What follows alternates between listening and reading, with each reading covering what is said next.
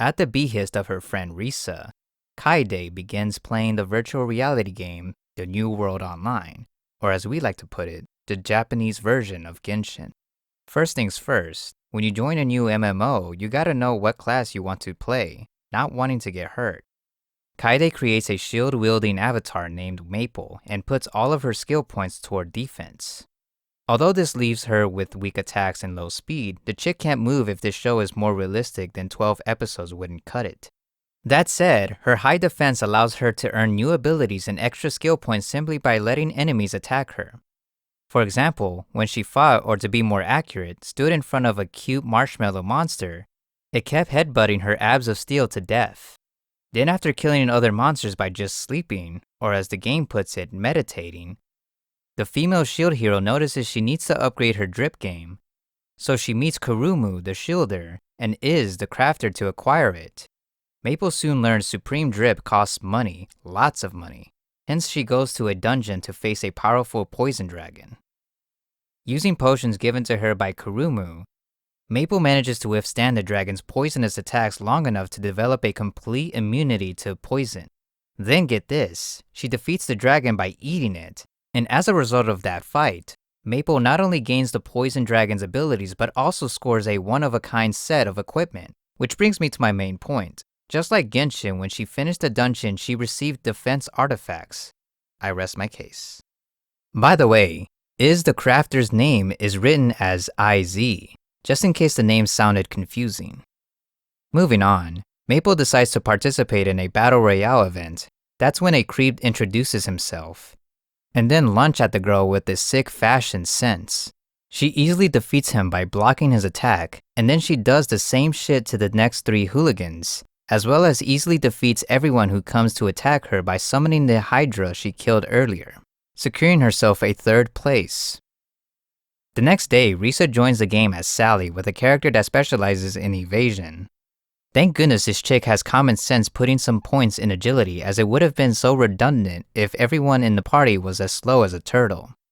The two go to a cave to fish for materials for a new white shield for drip.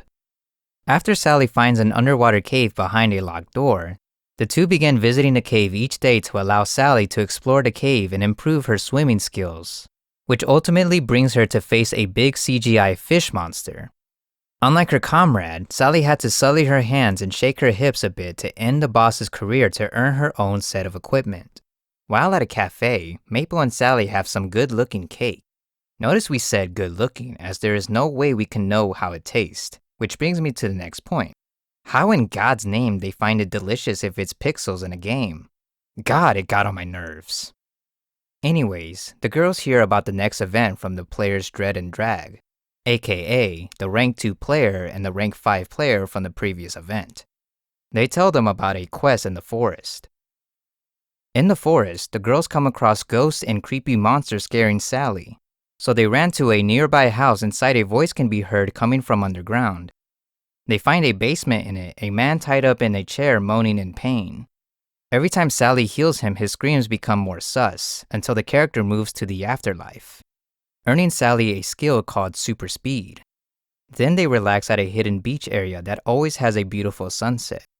The next day, Maple and Sally head to level 2 to face off against a deer boss, which Sally manages to defeat after Maple gets knocked out. Afterward, Maple receives the white shield she ordered from Iz, though it will be the last time we will witness it. Sally takes her to a special area where they have a star-filled meal together, a heavenly meal that changes their body features color for a minute. After filling their tummies, the duo is ready for the second event, which is party-based treasure hunt. As the event begins, Maple and Sally discover a hidden dungeon complete with its boss, allowing them to earn their first few medals. Heading to the mountains next, the two come across Kurumu's party, letting them go ahead through a warp. Going in after them, Maple and Sally face off against a powerful ice bird boss, Silverwing, whose overly powerful moves start to overpower Maple's defenses. By far it's the strongest boss. It is a strong, lean, mean ice shooting machine. Oh, also it can attack with claws and overpower Hydra. It even managed to break the shield heroine shield, knocking her on the ground. That said, pushing their skills to their limits, Maple and Sally eventually manage to defeat Silverwing with minimum health remaining. Along with more metals and crafting materials, the girls find a pair of monster eggs that eventually hatch into a very cute turtle and fox companions. These little fuckers are so adorable one can boil them in a hot water or eat them now, which is why they named them Syrup and Oboro. Later, the girls reach a desert oasis, where they are challenged by Kasumi, a samurai chick. The chick looks like Raiden Shogun and can move just as fast, well both her and Sally, leaving the turtle Maple behind trying to catch up with the chicks as they fight each other.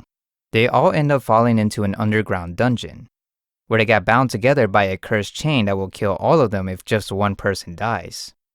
Working together, the girls make their way through the dungeon. Maple falls on a moral chain, and they agree to go with the Finder's Keeper's logic. And so the journey continues. The march was peaceful till the trio arrive at the crossroads filled with some unbeatable snail monsters.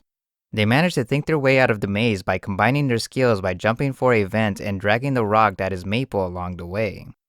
After clearing the dungeon and freeing themselves from their chains, they share the spoils of their victory.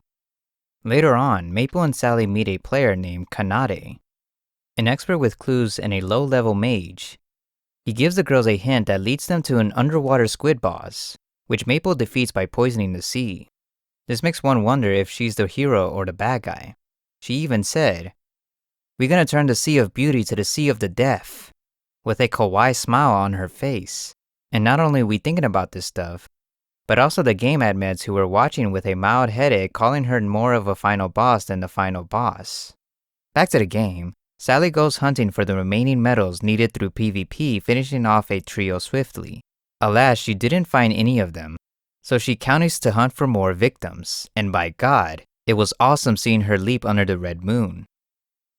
After collecting the acquired number of medals, they hide for the rest of the day in a cave with a samurai chick. Maple uses the skill she learned to enhance Syrup into a mobile flying fortress. Managing to earn the right to purchase a guild house, Maple and Sally find a house in the forest and form a new guild named Maple Tree, recruiting Kasumi, Kaede, Kurumu, and Iz as members. Needing more members for the upcoming guild event, Maple recruits 2 beginner players, Yui and Mei, who max out their strength stats. Yet they are still slow as fuck, so in other words, unlike Maple, they represent what not to do in a video game. Speaking about the guild master, Maple is helping Mei and Yui in clearing a dungeon, grinding it over and over and over until they manage to clear it super fast. And as a reward for finishing the dungeon in a specific amount of time, they gain new skills letting them dual-wield double-handed weapons and boost their damage as well as raising their level to 20 and to further encourage them. The NPC of the group gives them crystal hammers. Later, Kaede solves a puzzle and gains an upgrade to his staff, allowing him to store spells in the boxes to cast them instantly without using any magical mana. While outside on the battlefield, the lollies learn how to dodge attacks to some extent in close range since they don't have enough agility points to keep jumping around like their teacher. And for Kuromu, he comes across a hidden dungeon where he fights off zombies, spirits, and ghosts to earn a new set of equipment, some drip that is cool enough for me to stop calling him budget cut Maple. Meanwhile, as Raiden's cousin is hunting down sheep for their coats, she receives a message from a stuck Maple. Turns out she learned a new skill while playing with sheep. The skill is called wool. It was a pretty fun, innocent new skill, till she decided to make it otherwise when she soaked the coat with poison. After being freed from the wool prison she put herself in, Maple goes to the town where she comes across a set of quests involving helping an NPC mother cure her daughter. It is a troublesome quest. Every time they got a medicine or a solution, it turns sideways, forcing a quest after a quest. Watching it was so tiresome, I can't imagine playing it. Anyhow, some way we managed to sit through the boring set of events, and as a result, we saw our girl scoring another OP skill called the Loving Sacrifice, which allows her to share her defense with her guild members, ordering a new set of armor from Iz to match it as she needed some white gear that goes well with the newly acquired wings and blonde hair. Meanwhile, the other guilds decide to keep their eye on the Maple Tree during an upcoming event. As the guild takes part in the third event, in which they must obtain bells from cow enemies, they get worried about Maple, who is not fit for this kind of event. And guess what? They were right to worry, as after catching a cow, she trips over trying to save Syrup from falling. Luckily, she manages to take no fall damage by using her shield's special move, Devour. On the ground, she encounters a boss in the church she visited before. The boss keeps bunching her shield while restraining her with chains, so she uses her new skill Wool, and summons the turtle to attack. The boss powers up and eats it, which was a big mistake as the hungry chick started eating from the inside. Talk about monstrosity. The admins are still trying to figure out what to do with Maple as she has a trusty turtle, a Hydra, became an angel, and now gained demonic powers. The admins are baffled by the trajectory she is on. For now, the new special skill she gained lets her transform into a giant monster that looks like a deformed cockroach. And with that roach, Maple leads her guild into level 3. After hearing about the arena's machine lord from an NPC, Maple gets lost and winds up in the graveyard of dreams, where she encounters yet another boss. The boss kinda reminds me of Child from Genshin.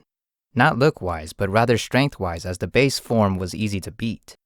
But the empowered form was a bit scary. Luckily, the Shield Queen gained new skills after defeating the base form, allowing her to power up and transform into Machine God. In turn, the boss enters its third and most powerful form.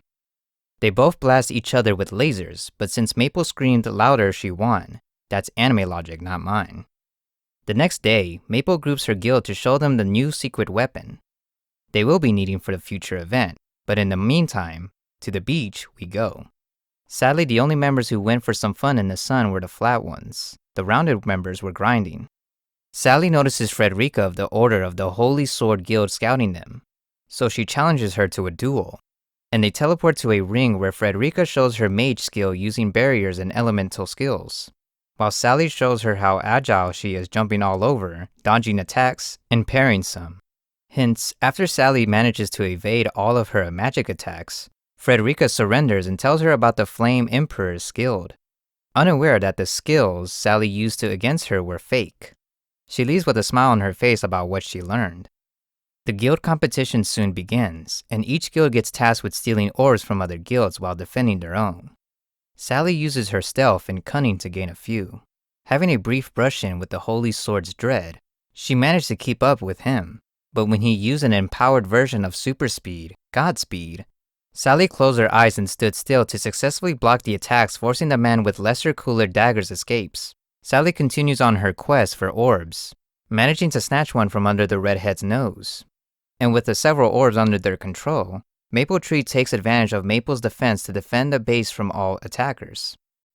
Meanwhile, we see the rank 1 player in action killing the other gamers with just basic moves, not using any skills or magic.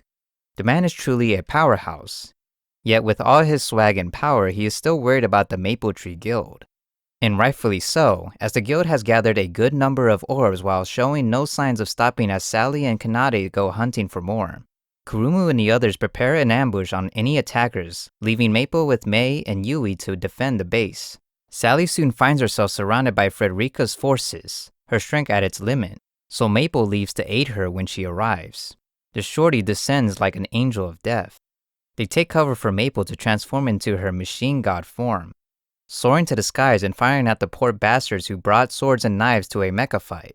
Realizing they have been clapped, the blondie sends a message to Dread to attack the base, as it is only being defended by the lollies after the other members go out to other orbs.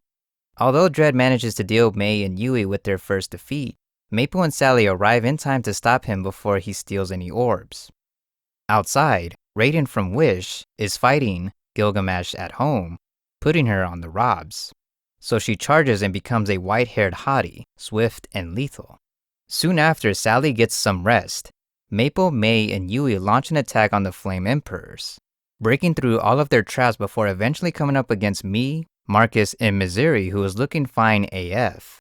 The Flame Queen and her team use a barrage of attacks to try and get rid of the lollies first. In a way, they succeeded since she orders them to leave. Now in a handicap match, the trio pushes Maple out of attack range with Pierce attacks. Seeing the big dog being pushed, the weakling man up and decides to join the fight. Little did they know their noble gestures were what the little tank needed to get close to the forces and attack them. After Mi orders her men to go back in line, the trio continues their assault. And although they can keep her away, they know the fight won't finish this way. Hence, she orders her underlings to keep Maple busy while she casts one of her most powerful attacks, Prison Flame, trapping Maple in, as you guessed it, a prison of flame that deals continuous damage. This prompts Maple to bring out her machine god form, which manages to defeat Misery and Marcus. Knowing she is going down, Mii uses a self-destruct spell to take the shield Chad with her to the Shadow Realm, and as expected, the attempt fails, which depresses the self-righteous redhead when she finds out. That said, Maple also took an L when she found out that the guild managed to smuggle their orb during the fight. With most of the other guilds already eliminated, Mapletree gets confronted by the main members of Holy Sword, Pain, Dread, Frederica, and Drag. Now, if we are being honest, I thought it would be one-sided or even close to Maple's party seeing how the Holy Guild members got defeated before. But with their teamwork and synergy, the Holy Guild managed to push Mapletree to the edge, with Maple receiving heavy damage from Pain. When Iz tries to help Maple, she gets killed off. Yup, she dies like the NPC she is. Meanwhile, the shield bro is protecting the lollies. The rest of the girls are being contained by the blonde chick, and the reverse trap kid is protecting the orb from the Ninja Turtle wannabe. Back to the main fight, after being brought down to minimal health, Maple uses a risky counter move to deal Pain's damage back at him. Pain manages to withstand the attack, forcing Maple to bring out her atrocity form to defeat him and the rest of the Holy Sword. With all their trump cards out in the open, and Maple stuck in the cockroach form, the Mapletree Guild decides to make use of the current situation and eliminate other guilds to prevent the bigger guilds from gaining more orbs. They assist the Flame Emperors to achieve that goal, prompting other guilds to do the same. I mean, it would be foolish to go against her when you see 6 Godzilla roaches raining havoc on the battlefield. The event comes to an end with Mapletree in 3rd place. After the destruction of all the other guilds, the event was closed 2 days early. Also, get this, the admins already have nerfed Maple. Do you understand what I'm saying, fellas? What we are seeing is the weaker version. Thankfully, they decided to leave Maple alone as she has drawn many new players into the game, all wanting to try being the first to beat her. Later that day, Maple invites both Holy Sword and the Flame Emperors to join everyone for a celebration and watch the highlights of the event, most of which star Maple and Mapletree.